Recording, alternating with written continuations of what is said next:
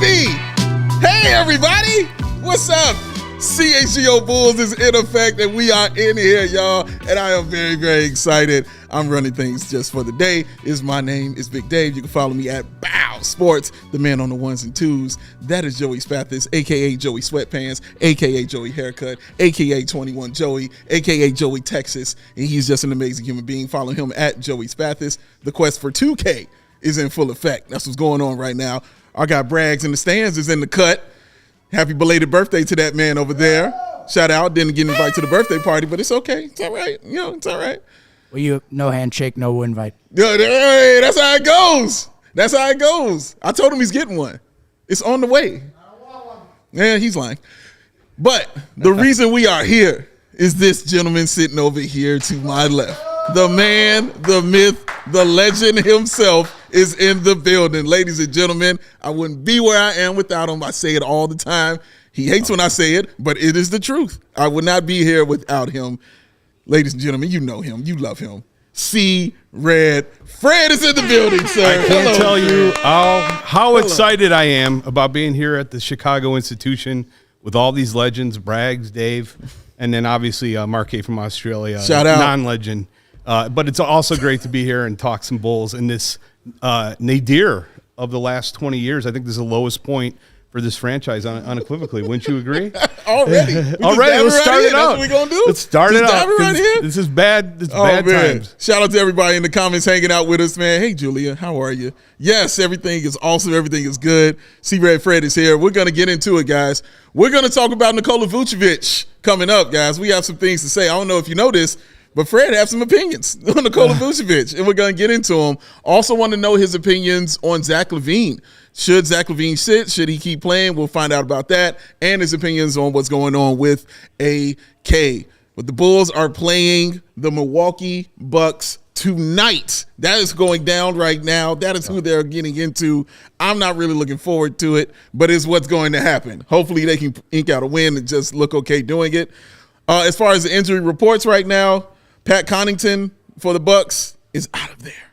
Jay Crowder having that left adductor surgery, of course, he is out of there. And we knew Caruso was questionable, knew Zach was questionable, and we knew DeMar also was questionable. We'll find out if those guys are going to be in. Joseph? And there is news on that front. We'll give a hat tip here to Gary Ross, as well as Casey Johnson. DeMar DeRozan will not play tonight. Boom. That's great. There it is right there. Good news. You have to have a microphone to be involved in this, man. So yeah, that is awesome. That is the news right there. Fred, your feelings? I think it's a great news because we need a tank as soon as possible. We need to end this, blow this up. I don't understand right. No more why Zach would play from now until January 15th or December 15th, whenever we can trade him. Like, what are we doing here? This is insanity. This team is terrible. Trade every possible asset that we can and let's rebuild. There's no use to go out and try to win games. Every game that DeMar's out, every game that Zach's out is good for the future of the franchise because we need to blow it up. It's over. It's over. Okay, so it's okay that DeMar's not playing tonight. Yeah, all right. There so we go. Thanks for answering that one right there. Fred, I do want to get into that with you, though. I do have questions about that, about Zach. Do you want him to sit and those things like that? But before we do that, I do want to talk about Vooch. And as soon as I mention him, look who comes over to help you fix the mic right there. We want to talk about Vooch, man. I've been concerned, of course. And you can see the decline is definitely happening with Nikola Vucevic and what's going on right now. So let's take a look, though, because I'm sure you got your numbers too, but I wanted to get this for you as well. Let's take a look at what Vooch has done for his first 19 games of the season. And I decided to look, Fred, at what he's done since he's been here in his first 19 games and see how those numbers very are quickly, going. I see now, again, Zach LaVine also out. Out of there. Zach out, DeMar out. Only one more to go. And that's Alex Caruso. Yeah, I was going to say. Just one more to go. That's Alex Caruso, y'all. We're 2 or 3 right now. But, yeah, Joey will drop that news on us as soon as we have it there. But there's Vooch through the first 19 games. There are his splits from the first – since his time here with the Bulls. You see the points and the rebounds always kind of stay the same, for Vooch. That thing's never changed. But the field goal percentage, the three-point shooting, And for me, what really leaps out is the plus minus. His efficient field goal shooting also has been in serious decline also this year, and has been declined from those first 2 years as well. Fred, I'm going to give it to you because I know you got a lot to say on Nikola Vucevic and how you feel about him, but he has not played well. He doesn't seem like he's happy in his role that he has, even though he's getting the ball more in the post. They're trying to run the ball through him, allow him to set up the offense, and allow him to score. So it's just not working, though. It's just things are just not clicking for Vooch. Well, he's the poster boy for this franchise. We gave up a mountain of assets to bring him here. When we traded for him, he was shooting the three at a 40% rate on 6 attempts per game. Last 9 games, he's shooting the three at 17% rate. He's 24% on the season. I can't describe how bad that is. He's so bad that he doesn't even qualify for three-point attempts because he's not on pace to make 82 for the year. Damn. The worst player in the league is at 27%. He's at 24%. He's just simply the worst three-point shooter in the league. And I don't know how this happened. I don't know how we got to this point where a guy who was a stretch 5 is now a constrict 5. But he can't protect the paint. He's 4th on the team in blocked shots. There's 3 guys ahead of him in blocking shots. He can't protect the paint. He can't extend the floor. What good is he? This is a disaster, and he signed for 3 years. I want to know the team that wanted to sign him to a 3rd year. How did this happen? How did we get here? I think this is the perfect example of why this front office needs to go, just simply because Vucevic is everything is tied to him. The success of everybody on this team and extending and spacing for the game for Zach LaVine and DeMar has been affected by his inability to hit the three at a consistent level. Now, that's what I kind of wanted to ask you about, Fred, because I know you kind of blame a lot of this on Vooch. And for me, it's rare for me to blame the shortcomings of a team on a guy who's your 3rd or 4th option. Like, why do you feel like Vooch is the main reason why this Bulls team isn't clicking? Well, let's start with that. All we heard this summer is we want to work through Vooch. We want to work the offense through Vooch, get him more touches. Why? He's the 4th best player on the team. How did that come about? I think that came about clearly during the negotiations with the Bulls, talking to Billy Donovan, stressing that I needed more touches, I needed more opportunities. All of that came through Vooch. First game of the season, he's throwing the ball off to stanchion, demanding more touches. The low post play is an inefficient shot. Why do we continually try to start the games and go down to him in the low post? People act like, well, we should be working out through him and passing out. Why? He's not Pete Maravich. Everybody acts like he's a poor man's Jokic. He's not even a poor man's Nurkic. He's been terrible this season. What are we doing? Why do we care what he thinks? Now it's so bad to this point, we can't get this guy's carcass off the roster unless we attach significant assets to get him off the team. So now he's going to be here no matter what. Yeah. We got to figure out who else we can just move and get and just start this thing over again. A 3rd option. Well, I mean, I kind of look at Zach LaVine a little more than I look at Vooch on those things, Fred, because Zach is considered to be your number 1 guy, even if he's number 1 or 1A or 2, however you want to sit it. He's playing in a way this season that I've never really seen him play. Like, I don't see the effort. The shot is just terrible. He's missed so many layups inside. Vooch has too, but he's missed a lot of layups inside, and it just looks bad. Like, I could accept the bad dribbling and those things when he was dropping 25 a game, when he was having those 50, 40, 80 type of seasons. Yep. But now, like, he's barely getting 20 points. Like, he's so many games I've seen him, like, just take under 10 shots. I believe he has 3 games this season where he has under 10 shots. Like, I can't put that on Vooch. Like, some of that stuff I've got to put on Zach, man. Like, he's got to be better. So that trade request came out on November 14th. In that interim, he's now averaging 19.8 points. I think 38% from the three-point line, about 45%. Now let's down significantly. But it's not like he was killing the world. He had the 150-point game against Detroit, and that was about it. Yes, I'm not going to defend him. He's had an off year. He's had a bad year. Okay. I think he's had some very good games, though, in the interim since he requested that trade. Like, he played very well against Orlando. I thought he had a couple of very nice games in there. I agree with you. I mean, I can't blame it all on Vooch. There's no doubt Zach LaVine is partly to blame for where we are at. But Zach is the guy who's getting the double teams. Zach is the guy who's got the most gravity on the team. Zach's the guy who's the most consistent three-point shooter. So it's not like, I want to see other guys also take some responsibility for this. And yes, he's not a good defender. We knew that 10 years ago. He's never been a good defender. True. He has to have somebody behind him to clean up the mess. Have the Bulls ever done that? the Bulls ever put a rim defender behind him? Outside of Daniel Gafford or Wendell Carter Jr.? No. Shout out, Daniel. It's disgraceful. But, you know, I can't defend. I'm not going to defend Zach LaVine right now. I mean, I was on this show in the summer saying from the All-Star break to the end of the season last year, the first play-in game, that was arguably the best basketball I've seen from any Bull since Derrick Rose. He was absolutely fantastic. He was. He definitely was. And he just didn't come out this year with the same sense of urgency. He didn't play as well. But I think a lot of that, though, has to do with the lack of spacing that's caused by our center being unable to extend bigs outside the paint. And that's because he can't hit that three either. You put that on him, too. Yeah. That's gonna.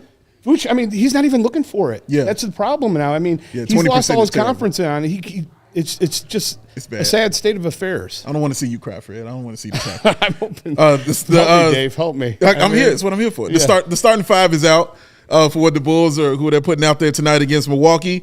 Kobe White, Ayo Dosunmu, shout out Fred, Alex Caruso, Patrick Williams, and the aforementioned Nikola Vucevic. You like this lineup here? Any lineup with Vooch in it is terrible. Like I said, I mean, guy, he's lost his ability to even defend. He's slow, but you know that he can't get to the line. Outside all that, you want to see the young guys play, see if there's anything here. I'm a big Io guy. I always thought he has a tremendous amount of ability. I'm a huge Kobe White fan. I think he's going to be a very good player. Patrick Williams, I think, will be a good role player. I don't think he's going to be a superstar. There's really nothing here to get excited about. Dave, if you think about this, where this front office came in 2020, when they took over, they had the fourth pick coming up with that. If you look at that roster, they had two future All-Stars and Lauri Markkanen, Zach LaVine on that roster. You had Thad Young, who would later get Sixth Man of the Year votes. You had Daniel Gafford. You had every single draft asset going forward. What did they do with that? What did we do? We sent out 3 essentially number 1 picks for Vooch. In return, we got the rotting carcass of Aminu, who everybody forgets about. He was stuck on our roster for 2 years, making $10 million a year and preventing us from getting better. Just if you think about where we were when he took over and where we're at now, this is the lowest point since 2002, since the end of the post-Jordan Krause area. Do you know how much I long for the 3 alphas? Listen, you preach to the choir. You know me and you agree on the 3 alphas. Yes. But I think so. I saw worse watching the ball-headed minutes, man. It was much worse time for me watching basketball, watching that foolishness happen. It really was. He was a terrible coach. But on that roster, they had Zach LaVine.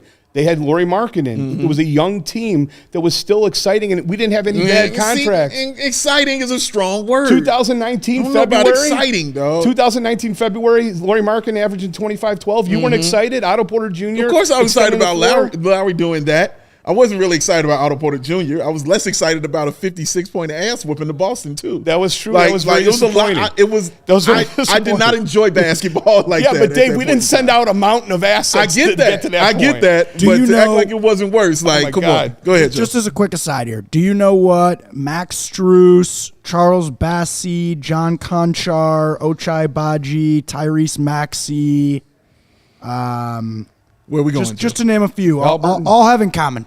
They were all picked after Patrick Williams? All above Vooch in blocks per game. Not that that's really a tell-all stat. Just throwing it in. I love it. It's a crazy thing. This is Joey's dream time. Tyrese Maxey? He's got Tyrese Maxey has more blocks than Vooch. More blocks per game than Vooch. 0.06 is where Vooch is at. What's Maxey at? Maxey is at Killian Hayes. Do you believe this stat? I read it today. I could not believe that our center is 4th on the team in block shots. We have DeMar DeRozan with more block shots per game than Vooch. Yeah, Maxey's at 0.7. Correct. And shot blocking is not everything on the defensive end. It's not his thing, no. But it's not what he does. Like, still funny. Hilarious is fine. We got to take a break real quick. We come back. I do want to ask you about sitting Zach and if you want him to play or if you want him to sit. So we come back, we'll ask that. But in the meantime, between time, in the NBA, ladies and gentlemen, we talk about DraftKings out here. The game can change in an instant, but no matter how the action unfolds, you know DraftKings Sportsbook has who's back? You're back. This week, new customers can score 150 instantly. I said instantly in bonus bets just for betting $1, $2, $3, $4, $5 on basketball. Win or lose, you get an instant dub. Who likes an instant win? I think Joey Spath stuff. He enjoys that. Joey enjoys betting, getting his odds right, getting those things correct. The terminology I've learned hanging out with Joey Spathis and Matt Peck on gambling has been outstanding, and the one thing that they love doing is using DraftKings. So download DraftKings Sportsbook app now and use the code CHGO. New customers can get $150 instantly in bonus bets just for betting that $5 on some B-ball. Only on DraftKings Sportsbook with that code CHGO. The crown, Fred, is yours. But also what's yours is a fridge full of that Goose Island beer. It is sitting there awesome and ready to go. It is delicious and it is amazing. One more time for C-Red Fred, please. Oh, CHGO supported by the Goose Island Beer Company. Chicago's beer since the Jordan year. That's 1988. Fred knows what I'm talking about. Of course, you got that roster that they got, the 312 Wheat Ale, the Full Pocket Pilsner, which is the favorite. And, of course, the Beer Hug family. And since Joey loves daylight savings so much, that Oktoberfest, y'all. It's the Oktoberfest time to enjoy it. In November, in December, in January, it's Oktoberfest time. Grab it, enjoy it, have a wonderful night. Grab that ultra-fresh exclusive beer at the Goose Island Original Brew House on Clybourne Avenue in Lincoln Park, or from the tap room on Fulton Street in West Town. It's the Goose Island Beer Company, y'all. It's Chicago's beer, the true taste of Chicago. Can we address one of these comments here? Fred would like to address one of the comments. I saw a comment. Please. Where was it? Was it Anthony's? Or I can't see. Go down a little bit. Vooch playing like trash has nothing to do. Where does it say? It has nothing to do with Zach being trash. Hold on a second. It has everything to do with that. What are you talking about? In the second play-in game that we lost to Miami, go watch the game over, and you'll notice that Bam Adebayo didn't leave the paint the entire game. He was on a straight line between Zach LaVine and the basket. That's happened all this season. You'll see it tonight. Watch Lopez and see him sitting in the paint, not coming out to guard Vooch. He'll be waiting for Zach or for DeMar to attack the rim. That's what those two guys do well. And when you have a big center in the low post and his other big defender in the low post, that doesn't optimize the play of Zach LaVine or DeMar DeRozan. The whole key, the whole reason he was picked, traded, was because he was shooting the three at a 40% rate. He's now at a 24% rate. It's hard to describe how bad and how much of a drop-off that is. You can't. For me, it's more damning of the mid-range shot and the layups than it is the three-point shooting. The three-point shooting is the trash cherry on top of this trash ice cream sundae. But for me, it's that shooting, man, because that's honestly what you could hang your hat on. Is he had that mid-range shot and he would get to the bucket and put some moves on you in the paint. He's not doing that anymore, man, and it's really sad and depressing right there. So, and then I see Anthony with the worse than Garpax. Can we talk about that one? I want to ask you this first, though. Because I said I wanted to talk about this first. I did want to ask you this. Zach LaVine, you mentioned him saying, he wants to be traded. You mentioned his points per game after he mentioned it's okay to start looking for trade talks for me. The conversation Matt and I had yesterday was about Zach LaVine sitting. Some fans want him to sit, others don't, like myself. Where do you stand on that, Fred? What do you stand on sitting Zach LaVine or just letting him play it out until they get him out? I don't see the advantage of him playing. Okay, because what's going to happen? Number one, it's going to help us win. Since when, Fred? It's going to help us win, and I agree with you. Since when? Do you agree that Zach LaVine makes the team better? Sure. Even when he's playing at 50%, I think even playing at 50%, Zach LaVine makes the team better. What could be the biggest travesty? Let me just throw this out. They're 5-14. Let me throw this out. What would be the biggest travesty that before January 15th, when we could get him for Austin Reeves and an unprotected number one in the future, something happens to Zach LaVine and he's out for the season, and that trade goes bye-bye. I don't see the advantage of playing Zach LaVine between now and when you trade him. Well, one, you can't just put him down on the bench. That's against NBA's not going to allow that. Right. Okay, he's got a foot problem. There. But if you have an injury, fine. But the NBA still is going to be like, okay, come on. You're going to have to play him at some time. Fred, I don't reward quitting. I simply don't. I don't care that you don't like playing anymore. I don't care that you don't like doing it. You're part of the reason my team is like this. There's a reason we're looking at trades, okay? Yeah. You're part of it. So I'm not going to absolve you from this. You get out there and you play. I'm petty, though, to the point where I would play him 10 minutes and then not play on the rest of the game. I'm that kind of petty. I would do that. That'll work out great after the last time we benched him. Again, who cares? Why do I care about what he feels now? He clearly wants to be traded, and he's clearly going to be gone. But I'm not rewarding quitting. I'm not rewarding the fact that you don't want to play. I still like get your ass out there and play until it's time for you to go. Then if you're injured, fine. Then sit, heal up, great, all that stuff. But, dude, if you're not, then, dude, you're getting out there and you're playing. You know, Zach's taken a lot of shots over the last couple of weeks, maybe rightly so. Yeah.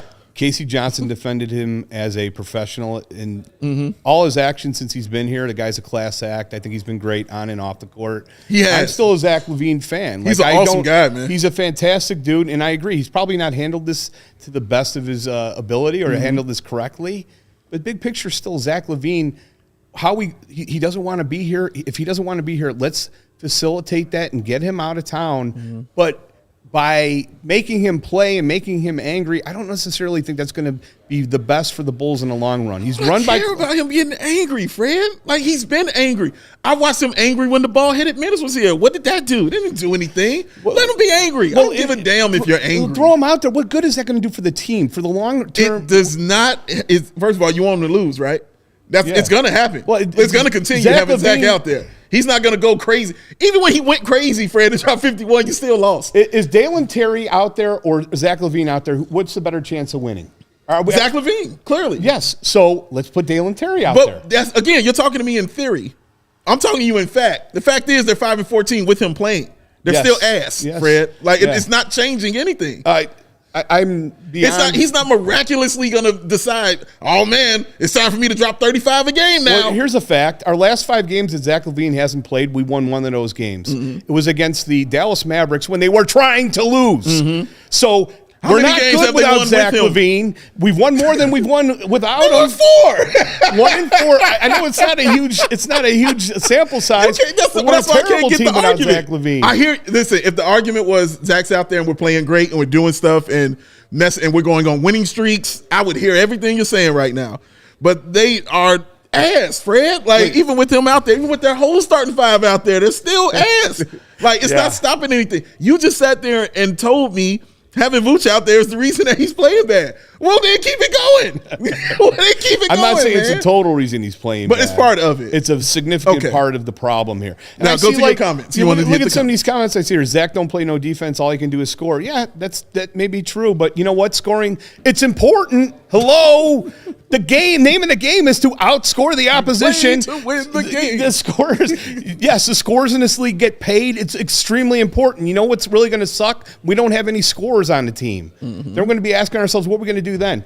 I also want to go back to another comment I said on there. Vooch would be, I do agree that Vooch could have been a trade candidate. Like, I could see a team like Oklahoma City in the Western Conference saying, you know what, why don't we bring him in for a year or two so we can bang him up, defensively against Jokic in the playoffs. But guess what? They added a 3rd stinking year, and Oklahoma City has to pay all their young talent by then. So you've essentially made him untradeable. This guy is an untradeable asset. It's insane.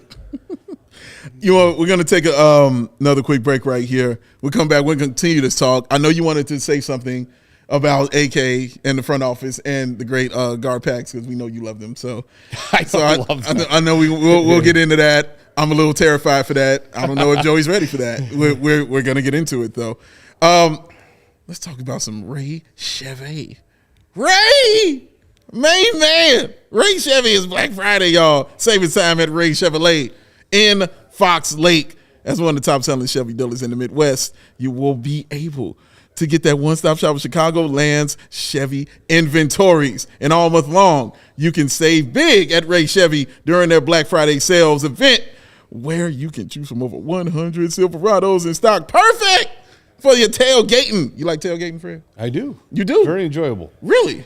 Yes. Wow, Throw the football around. It's fantastic. Oh, man. Now, I tell you right now, this is the last day that it was done, and you can do this. And I hope y'all got out there and you got your free oil change from my guy Ray out in Fox Lake. All you had to do was get there and mention CHGO. You would have got yourself a free oil change. That ended today. So I hope your cars are running right because winter is coming. Shout out Game of Thrones. Buy with confidence with the Ray Price Promise. It's a guarantee that the price you see online is the price you pay when you go to the dealership. In many cases, other dealers will raise the price on you, and when you come to the dealership, they'll say things like, well, I don't know. Do you know C-Red Fred? I don't know. Do you hang out with Young Joey Sweatpants? Sometimes a lot of people don't do these things, and they'll say, well, you can't get a deal. Ray don't do that stuff. No. The deal you see online is what the price is you're going to pay. Not the case, baby. Ray has it done. And Ray will do everything possible to find additional savings for you, which will make that price even lower. You're always looking out. Visit Ray Chevrolet in Fox Lake or raychevrolet.com to get your Black Friday savings. They've been serving the community since 1963. Find new roads and let those roads lead you to Ray Chevrolet. You're fantastic at those ad reads. I do what I can. So much better than Marquet. Oh, man, just two digs at the man. I never Marquet. believe anything that he says when he reads these ads. Like I was reading the Empire, like he says his friends from Empire. I don't really believe they're friends. You don't think so? I don't think so. You don't think he knows people? Maybe he does. I mean, he's international sensation. Is Empire in Australia? I don't know. I'm a huge fan. You're a Great huge carpet. fan. We are, we shout out to Empire. 588-23. Yeah, you know that one. Hopefully we get the Goon the Night Belt out here, Fred. Have you seen the Goon the Night Belt for Empire? No, I haven't. Okay, well, hopefully you get to see it tonight. If Bulls win, it comes out. We'll see how it goes.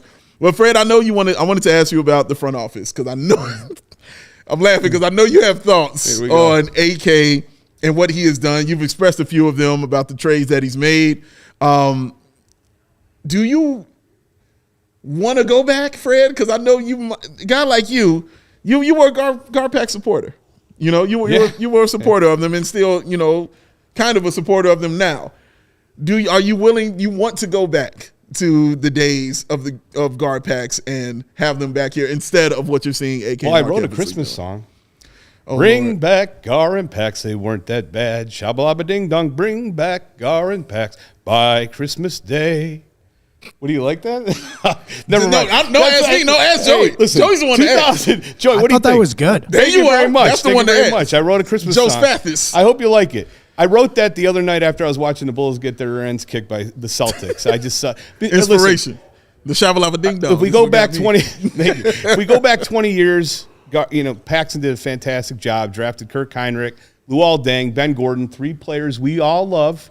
Right? We all love those players. Well, maybe not Heinrich. Yeah. But he's a legend with the Bulls. 2007, they draft Joakim Noah at number 9. 2008, they draft Rose at number 1. 2009, they draft Taj Gibson in the 20s. 2010, they hired Tom Thibodeau. 2011, they draft Jimmy Butler at 30.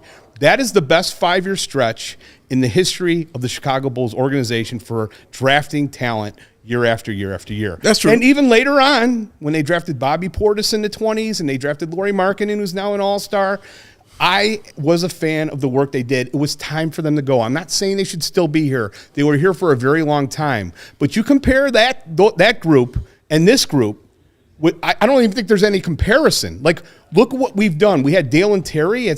Dale and Terry, there were tons of good role players right around there. Walker Kessler. Did I say something? No, you're talking about main man Dale. You're talking about man. Dale and Terry Bull is talk awful. Nice. Dale and Terry Bull. Everyone knew this guy couldn't shoot. He was the 3rd best player in Arizona. We took him instead of. It's true. The guy's awful. I love Dale and Terry. And then Patrick Williams. Obviously, he's going to be a good role player. But at 4, we let a generational player in Halliburton go beyond that. And there's Max. You can just name the whole list of players that are better than Patrick Williams, who's a role-playing 3-point shooter. Mm-hmm. This has been a disaster, dude. And I give him credit for Ayo. I was sitting on my couch screaming for Ayo. I went to U of I. I wanted him to take Ayo. Marko Simonovic. It's just been a disaster for these guys, picking talent. So I don't have any faith in them. I'm sorry, I don't. Even these great moves that everybody talks about, they signed Lonzo Ball. Every one of these moves included sending draft assets away. They had to send Thad Young away, who was wanted by many teams because he had to get Aminu off the roster to get DeMar DeRozan here. You had to send a number 2 and a conditional number 1 for DeMar DeRozan. You send, draft pick after draft pick for Vooch. Now we have. When do we have a 2nd-round pick? We don't have one for Kingdom Come. This is a complete disaster. Give AK a chance after the Lonzo contract. First of all, this idea that if Lonzo was here, everything would be fine. Go back to 2021.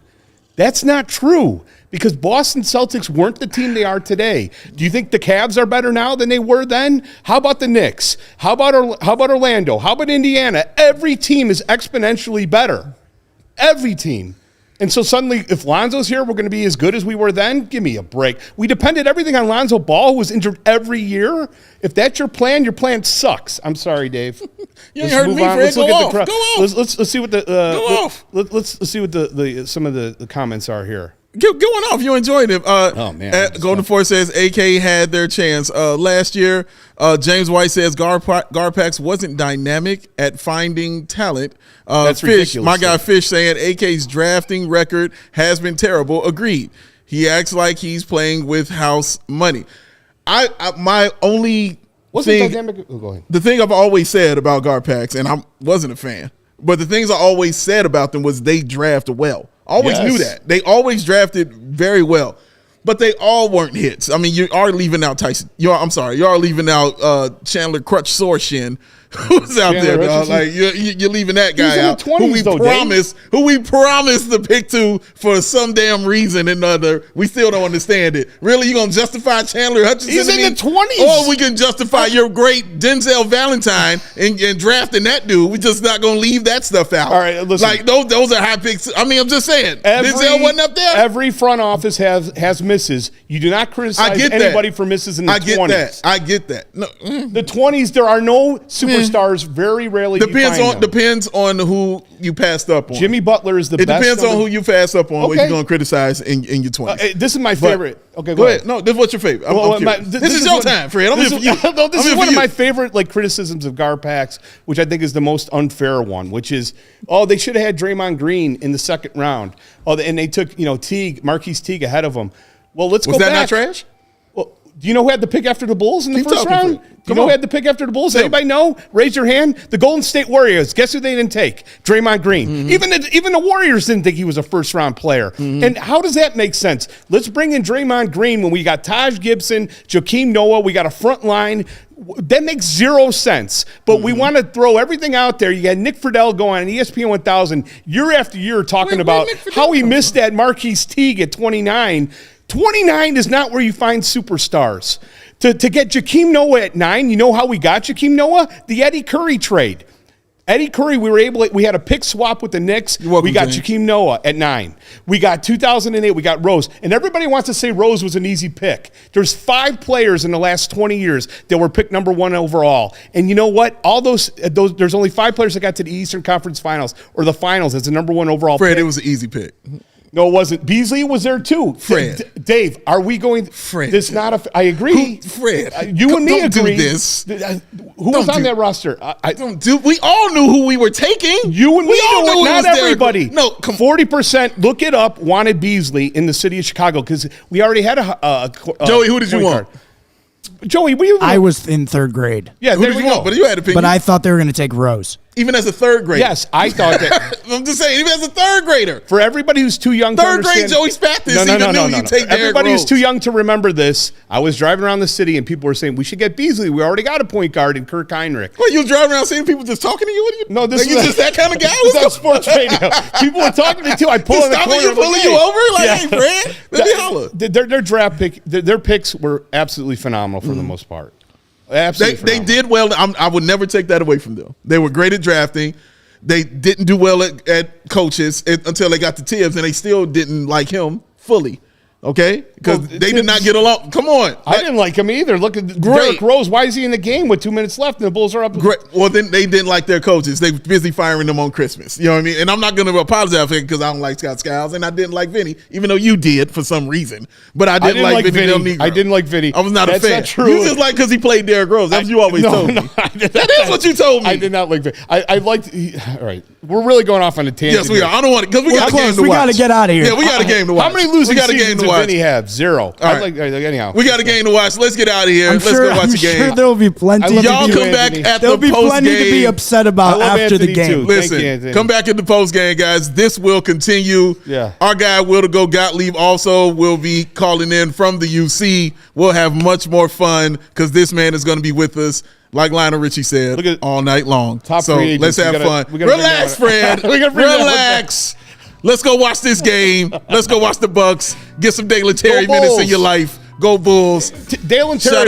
Shout out my man Joey Spathis, Greg Braggs, and the Blackhawks crew who is over here chilling as well, y'all. We will see y'all for the postgame. Vooch is a poor man's Nurkic. Let's rock. Peace, y'all.